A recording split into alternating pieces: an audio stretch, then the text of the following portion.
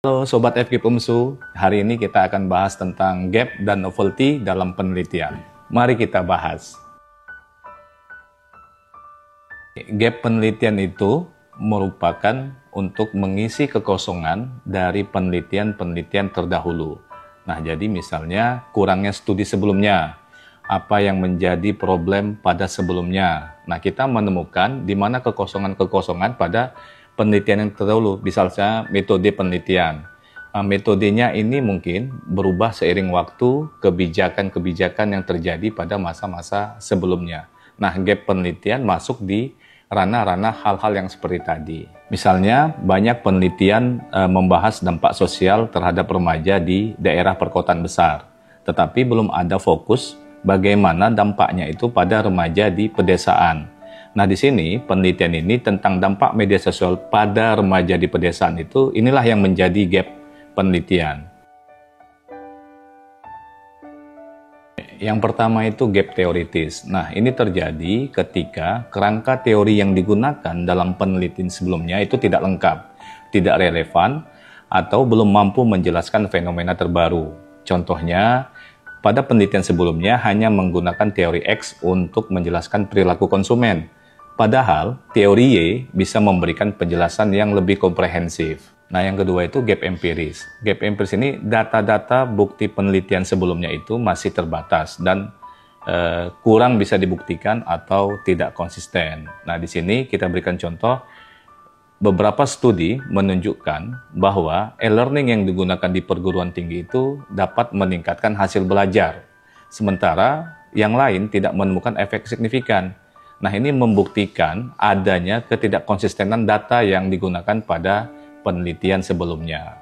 Yang ketiga ini gap metodologi. Nah, terjadinya gap di sini di dalam metodologi penelitian ini digunakan karena metode yang sebelumnya itu ketika dilaksanakan itu kurang tepat atau kurang pas, terbatas. Nah, belum mencakup pendekatan yang lebih mutakhir dan relevan. Nah, kita beri contoh, pendekatannya itu yang pertama dia hanya menggunakan kualitatif.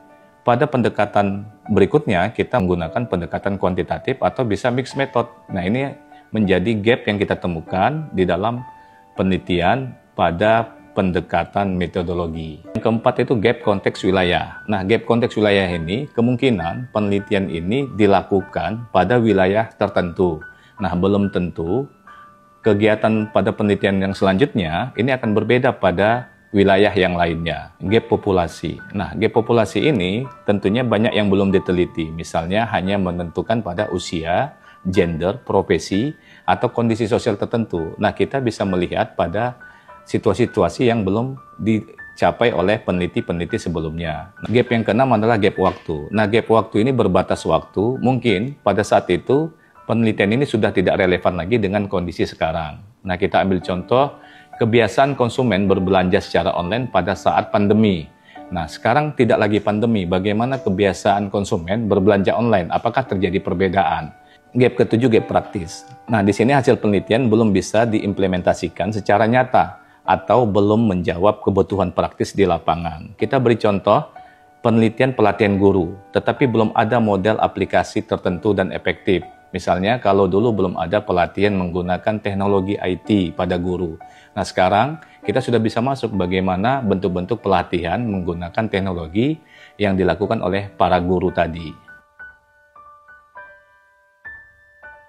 Novelty itu dia unsur baru atau orisinil yang ditawarkan oleh suatu peneliti, yang membedakannya dari penelitian-penelitian yang sebelumnya. Nah, novelty ini menunjukkan kontribusi ilmiah yang baik dalam hal teori, pendekatan, metode, data, konteks, maupun hasil yang ditemukan dalam sebuah penelitian tadi.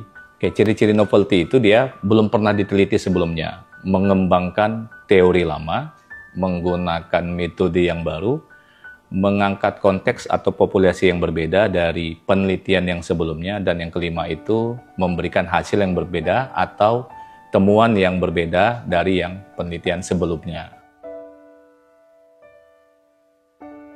Perbedaan gap dan novelty itu dalam sebuah penelitian memang terkadang sangat membingungkan, tetapi keduanya memiliki fungsi yang berbeda dan saling melengkapi dalam sebuah riset.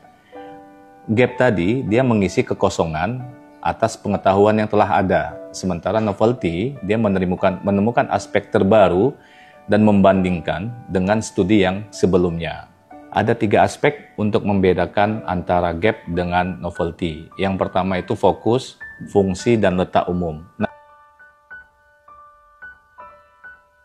Mengukur seberapa signifikan novelty atau keterbaruan dalam sebuah penelitian tidak selalu mudah, karena novelty itu bersifat kualitatif.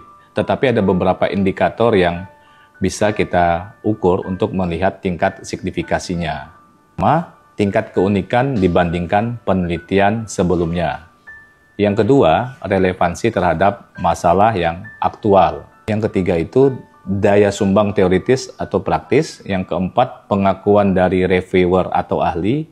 Yang kelima, literatur pustaka seberapa baru atau seberapa sedikit yang sama dalam pengutipannya. Nah, yang terakhir, tingkat risiko dan inovasi dalam penelitian tadi.